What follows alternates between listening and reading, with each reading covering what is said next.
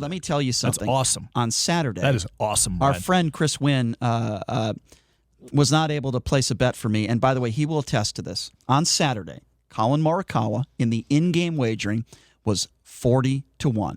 He was 2 shots off the lead. I watch him bury a 20-footer for birdie. Got him 2 shots off the lead. This happened on Saturday afternoon. I'm watching it, and I'm saying to myself, this kid grew up around that area. He played college golf there. He knows the golf course.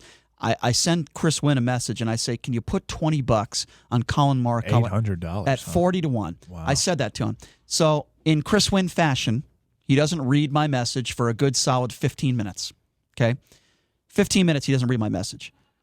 I go back to the in-game wagering, and he finally gets back to me and says, bro, it's 15-1 now. I said, no crap, you dope, because you didn't read my message. They adjusted the odds. So you upped your bet to 100, right? Okay, here's what drives me crazy about That's Chris, what I okay? would've Then we proceed. Not at this point, I am pissed off. I am angry because I wanted the value. I wanted 40-1. About everything, okay?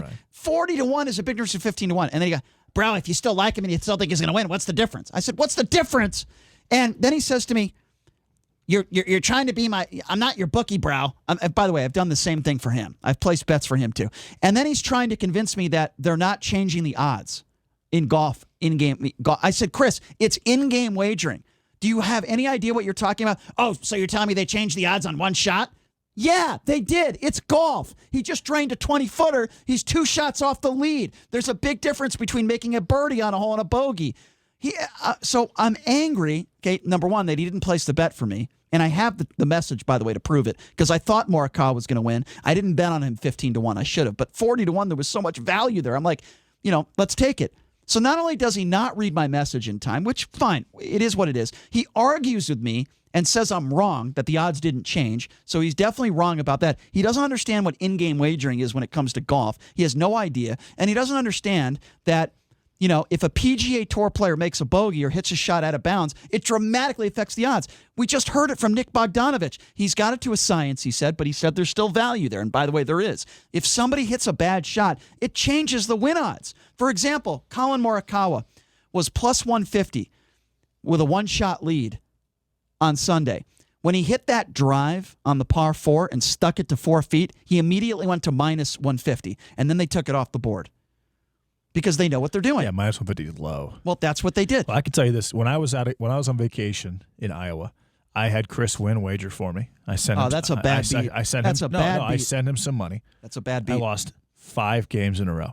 I lost every single wager that I had him put in for me. And you know what I did? I got the worst message ever because I'm really good when it comes to golf betting, like really good. That's the only sport that I'm a winning better at is golf.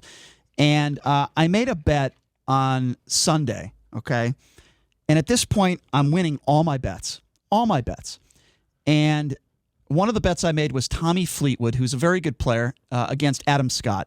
Adam Scott has been playing a lot of golf. Okay. It was a tournament matchup. So for the entire 4 days, Tommy Fleetwood was -6 on Sunday. Adam Scott was -2. I've got a 4-shot lead. I'm feeling good. I get the dreaded text message from Chris Wynn. You know what he says? He says, bro, I bet on Tommy Fleetwood today. Bro, I bet on a matchup today. I'm like, I might as well just throw the ticket away. So what happens? Adam Scott shoots 2 under par, 4 under. Tommy Fleetwood shoots 4 over par. He is the worst. He is the mush. He is the worst.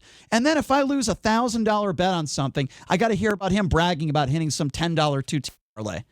It happens all the time.